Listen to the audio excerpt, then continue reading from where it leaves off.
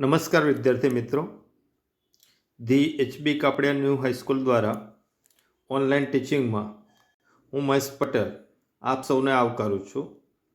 ધોરણ 11 વિષય ઇતિહાસ, પ્રકરણ 8 ઈસવીસન પૂર્વે 300થી ઈસવીસન 300 દરમિયાનનું ભારત, જે અંતર્ગત આપણે અગાઉ એક વિડીયો લેસન જોઈ ગયા હતા.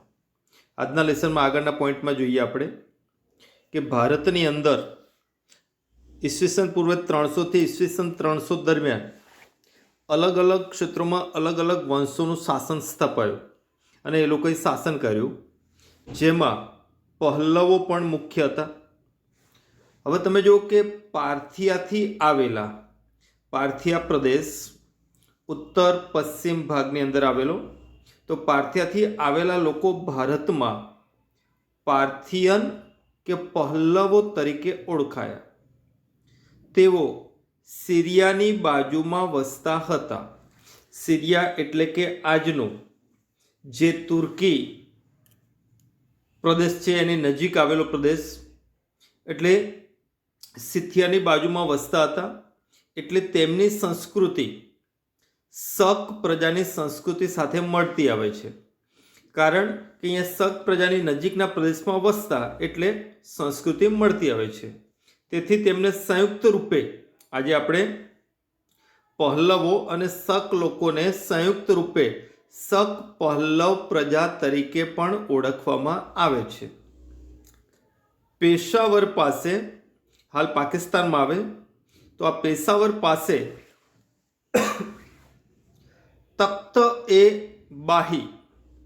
તખ્ત-એ-બાહી આ શિલાલેખમાં તેમના વિશે માહિતી પ્રાપ્ત થાય છે. એટલે કે શક પહલ્લવ વિશેની માહિતી તખ્ત-એ-બાહી નામના શિલાલેખમાંથી મળે છે. આ વંશમાં સૌથી મહત્વપૂર્ણ રાજવી હોય તો એ રાજા હતો ગોન્ડોફર્નિસ. તેના સમયમાં વિખ્યાત ખ્રિસ્તી સંત થોમસ ભારત આવ્યા હતા. મહત્વનો રાજવી ગોન્ડોફર્નિસ, અને એના શાસનકાળમાં યુરોપમાંથી પ્રખ્યાત ખ્રિસ્તી સંત આવ્યા, સંત થોમસ.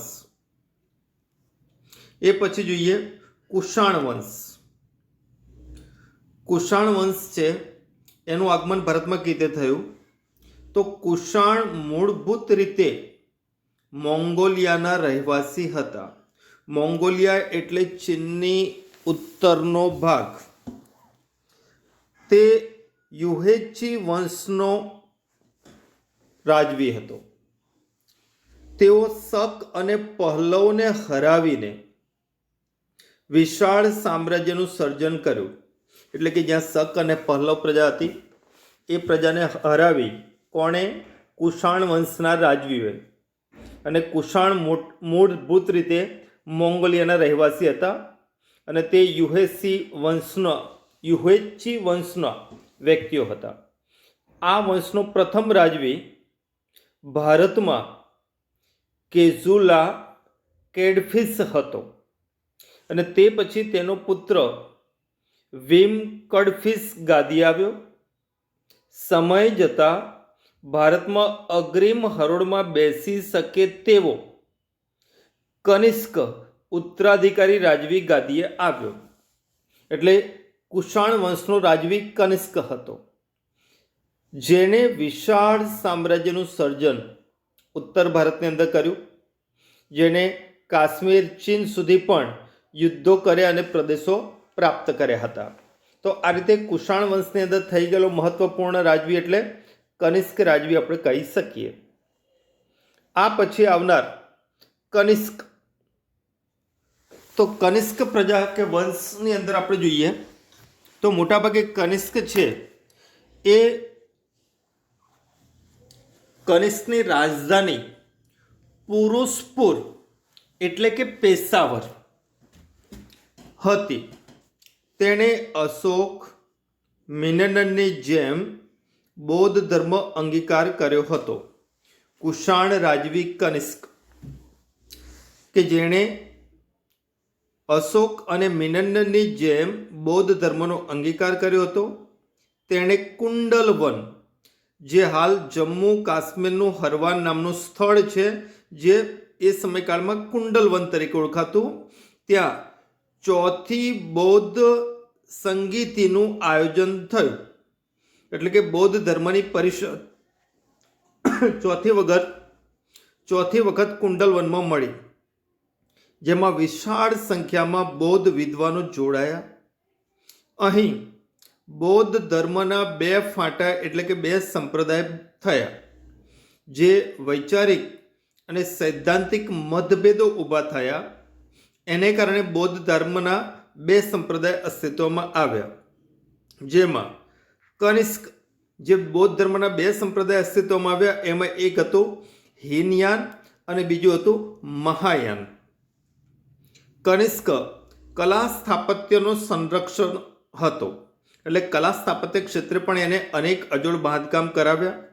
એના સમયકાળમાં ગાંધાર શૈલી, મથુરા શૈલી વધુ પ્રમાણમાં વિકસી હતી અને એમાં અનેક પ્રકારના શિલ્પ સ્થાપત્યોનું નિર્માણ પણ થયું. તથા પેશાવરમાં સમ્રાટ કનિષ્કે બૌદ્ધ સ્તૂપ પણ બંધાવ્યો હતો. કુષાણોમાં શક્તિશાળી રાજવીને અભાવે આ કુષાણ વંશનું પતન થયું. કુષાણ પછી અન્ય વંશો આવ્યા, પણ કુષાણોનું રાજતંત્ર આપણે જોઈએ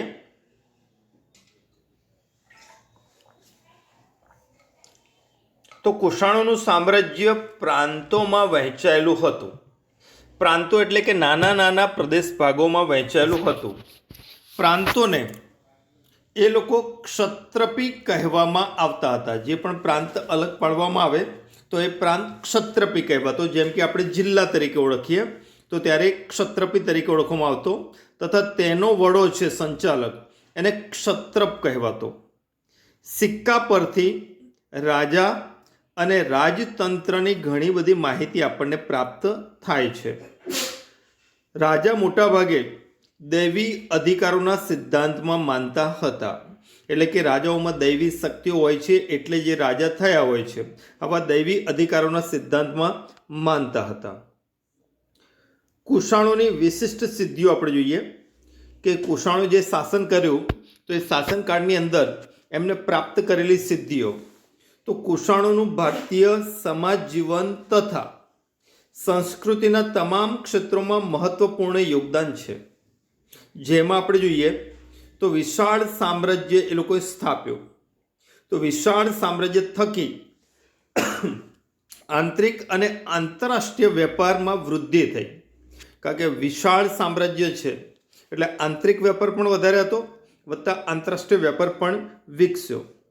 આ સમયે વૈશ્વિક વેપાર માર્ગો પર તેમનો અંકુશ હતો. કારણ કે વધુ પ્રમાણમાં આ રાજ્યોના શાસનકાળમાં વેપાર ચાલતો, એટલે વેપારમાં અંકુશ હતો. જેમ કે સિલ્ક રૂટ એટલે એને રેશમ માર્ગ તરીકે ઓળખવામાં આવતો. એ જ રીતે તામ્રલિપ્તિથી મધ્ય એશિયાઈ માર્ગ, તામ્રલિપ્તિ એટલે દક્ષિણનું બંદર, ત્યાંથી મધ્ય એશિયા સુધીનો માર્ગ કે જે વેપાર એ માર્ગે મોટાભાગે થતો હતો. વિકસિત વેપાર વાણિજ્યને કારણે નવા શહેરોનો ઉદ્ભવ પણ કુષાણ રાજ્યોના સમયકાળમાં થયો હતો અને વેપારનું પાસું કુષાણ રાજ્યોના હાથમાં હતું. આથી સામ્રાજ્યમાં સોના અને ચાંદીની ભરમાર હતી અને આમ પણ પ્રાચીન સમયકાળથી ભારતમાંથી વિવિધ પ્રકારની ચીજવસ્તુઓ વિદેશમાં જતી અને વિદેશમાંથી સોના ચાંદીના સિક્કા સ્વરૂપે આવક થતી. તેના સમયમાં એટલે કે કુષાણ રાજવીના સમયમાં સાહિત્યિક ક્ષેત્રમાં પણ સારો વિકાસ થયો. જેમાં મહર્ષિ વિદ્વાન ચરક રચિત ચરક સંહિતા અને અશ્વઘોષ રચિત બુદ્ધ ચરિત આ ગ્રંથો પણ રચાયા હતા. ચરક સંહિતા એ વૈદક શાસ્ત્રને લગતો ગ્રંથ છે અને બુદ્ધ ચરિત એ ગૌતમ બુદ્ધના જીવન પ્રસંગોનું નિરૂપણ કરતો ગ્રંથ છે. કનિષ્કના સમયમાં ગાંધાર મથુરા શૈલી વધુ વિકસી, જેમાં બુદ્ધ અને બોધિસત્વની અનેક મૂર્તિઓ આ ગાંધાર અને મથુરા શૈલીમાં બનેલી જોવા મળે છે. હવે જોઈએ કુષાણો અને મધ્ય એશિયા. એટલે કુષાણોના સમયમાં મધ્ય એશિયાની સ્થિતિ શું હતી? કુષાણોના શાસન દરમિયાન ભારત અને મધ્ય એશિયા વચ્ચે રાજકીય અને સાંસ્કૃતિક સંબંધો ગાઢ બન્યા હતા, કારણ કે મોંગોલિયા એ મધ્ય એશિયાના ભાગનો જ વિભાગ છે અને મોંગોલિયાના જે મૂળ વતની હતા આ કનિષ્કના પૂર્વજો, એટલે સાંસ્કૃતિક સંબંધો ગાઢ બન્યા. ભારત અને મધ્ય એશિયા વચ્ચે ખાસું આદાન પ્રદાન થયું. પછી સામાજિક ક્ષેત્રે, ધાર્મિક ક્ષેત્રે, સાંસ્કૃતિક ક્ષેત્રે, રાજકીય ક્ષેત્રે વધતા બૌદ્ધ ધર્મ પણ ભારતમાંથી બહાર નીકળ્યો અને મધ્ય એશિયા સુધી વિકસ્યો. હવે શાસકોના ચિત્રવાળા સમયનું નિદર્શન કરવા અનેક ધાતુઓનું શુદ્ધ માપ ધરાવતા સિક્કા ચલણમાં આવ્યા. એટલે કે ચોક્કસ આકારનો, ચોક્કસ વજનનો અને જે તે શાસકના ચિત્રવાળા સિક્કા ચલણ તરીકે અસ્તિત્વમાં આવ્યા. મધ્ય એશિયાના ગ્રીકોએ ભારતીયોને ખગોળ ક્ષેત્રનું જ્ઞાન આપ્યું તથા ભવિષ્ય કથન કરવાની કળા પણ આપી, જેને આપણે જ્યોતિષશાસ્ત્ર કહીએ છીએ. ગ્રીકો પાસેથી જ ભારતીયોને આ ખગોળ અને જ્યોતિષશાસ્ત્રને લગતું જ્ઞાન પ્રાપ્ત થયું. હવે જોઈએ નવો પોઈન્ટ, કલિંગ. કલિંગ એ હાલ ઓરિસ્સા રાજ્યની અંદર આવેલો પ્રાચીન પ્રદેશ છે. અશોક પછી કલિંગમાં ચેદી વંશનો એક શક્તિશાળી રાજા થઈ ગયો, જેનું નામ હતું ખારવેલ. અશોકે કલિંગ સાથે યુદ્ધ કર્યું. એ યુદ્ધ પછી એનામાં પરિવર્તન આવ્યું અને એને શસ્ત્રોનો ત્યાગ કર્યો અને શાસ્ત્રો એટલે કે ગ્રંથો, ધર્મના આશ્રય લોકોના દિલ જીતવાનો પ્રયત્ન કર્યો. તો એ સમયે કલિંગની અંદર ચેદી વંશનો રાજવી ખારવેલ શક્તિશાળી કે ત્યાં થઈ ગયો. ઓરિસ્સાના ભુવનેશ્વર પાસે ઉદયગીરીની ટેકરીઓમાં એક હાથી ગુફા છે. આ હાથી ગુફાના અભિલેખ પરથી આ માહિતી આપણને પ્રાપ્ત થઈ છે. વત્તા મગધ તથા ઘણા યુદ્ધો બાદ અહીંયા સામ્રાજ્યની રચના થઈ. મગધ એટલે આજના બિહાર રાજ્યનો ભૂમિભાગ. હવે જો દક્ષિણ ભારતની અંદર રાજવંશોની અંદર જોઈએ તો દક્ષિણ ભારતની અંદર સાતવાહન વંશના રાજવીઓ ઈસવીસન પૂર્વે પ્રથમ સદીની મધ્યમાં સાતવાહન વંશ ભારતના રાજકારણમાં મહત્વનો ભાગ ભજવ્યો અને મહત્વપૂર્ણ બન્યો, પણ એ મોટાભાગે દક્ષિણ ભારતીય ભાગોમાં જોવા મળે છે. સાતવાહન શાસકોમાં સૌથી પ્રસિદ્ધ શાસક ગૌતમી પુત્ર સાતકર્ણી થયો, જેને શક રાજા નાહપાણને હરાવીને, શક ક્ષત્રપ રાજવીનું નામ હતું નાહપાણ, કે જેને હરાવ્યો. કોણે? સાતવાહન રાજવી ગૌતમી પુત્ર સાતકર્ણીએ, અને હરાવીને એને નર્મદા સુધી એટલે દક્ષિણ ભારતથી ગુજરાતમાં આવતી નર્મદા નદી સુધી એને રાજ્ય વિસ્તાર કર્યો. મોટે ભાગે તેનું રાજ્ય ગોદાવરી અને કૃષ્ણા નદીઓની વચ્ચેના ભાગોમાં હતું અને એની રાજધાની મહારાષ્ટ્રની અંદર આવેલું ઔરંગાબાદ પાસે પ્રતિષ્ઠાન, જેને પૈઠણ તરીકે પણ ઓળખવામાં આવે છે, એ સાતવાહન રાજવીઓની રાજધાનીનું નગર હતું. મત્સ્ય પુરાણમાં સાતવાહન રાજવીઓનો ઉલ્લેખ જોવા મળે છે તથા તેઓ સાગરના સ્વામી તરીકે ઓળખાતા હતા. એટલે નૌસેના પણ એ લોકો પાસે તાકાતવર હતી. તેમના સિક્કાઓમાં વાહણનું ચિત્ર જોવા મળે છે.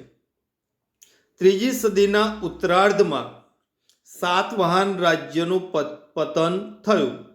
એટલે પહેલી સદીના મધ્યમાં શરૂઆત થઈ અને ત્રીજી સદીના અંતમાં એમનું પતન થયું. એ પછી સાતવાહન રાજ્યોનું વહીવટી તંત્ર આહાર એટલે કે જિલ્લાઓમાં વિભાજિત હતું. આજે આપણે જેને જિલ્લા કહીએ એ સાતવાહન રાજ્યોના શાસનમાં એમને આહાર તરીકે ઓળખવામાં આવતા. અમાત્ય રાજાનો મુખ્યમંત્રી હતો. એટલે અમાત્ય એટલે ચાણક્ય એક અમાત્ય હતો ચંદ્રગુપ્તનો. તો આ અમાત્ય રાજાને વિવિધ પ્રકારની સલાહ સૂચન માહિતી માર્ગદર્શન આપવામાં મદદરૂપ થતા. એટલે રાજાનો મુખ્ય અગ્રગણ્ય મંત્રી એ અમાત્ય તરીકે ઓળખાતો. જમીન, મહેસૂલ, રોકડ અને અનાજના રૂપમાં સાતવાહન રાજ્યો લેવાનું રાખતા હતા. તેમણે સૌ પ્રથમ બૌદ્ધો બ્રાહ્મણોને ધર્મના વિકાસ માટે જમીનો દાનમાં આપવાની શરૂઆત કરી. તેઓ બ્રાહ્મણ હતા. સાતવાહન વંશના રાજ્યો બ્રાહ્મણ વંશના હતા અને વર્ણ વ્યવસ્થાને ચુસ્તપણે માનતા હતા. યજ્ઞાદિક ક્રિયામાં પણ માનતા હતા. તો આ રીતે સાતવાહન વંશ એ દક્ષિણ ભારતની અંદર જોવા મળે છે. આપણે અહીંયા જે વંશ અને એને લગતી માહિતી ચલાવી એ 5 ગુણના અને 3 ગુણના પ્રશ્નો તરીકે અને ક્યારેક 2 ગુણના પ્રશ્નો તરીકે આ નાનો પોઈન્ટ પૂછી શકાય એમ છે. એટલે આપ સૌ મોઢે કરીને લખશો અને આ વિડીયોને સબસ્ક્રાઈબ કરવાનું ભૂલશો નહીં. અસ્તુ.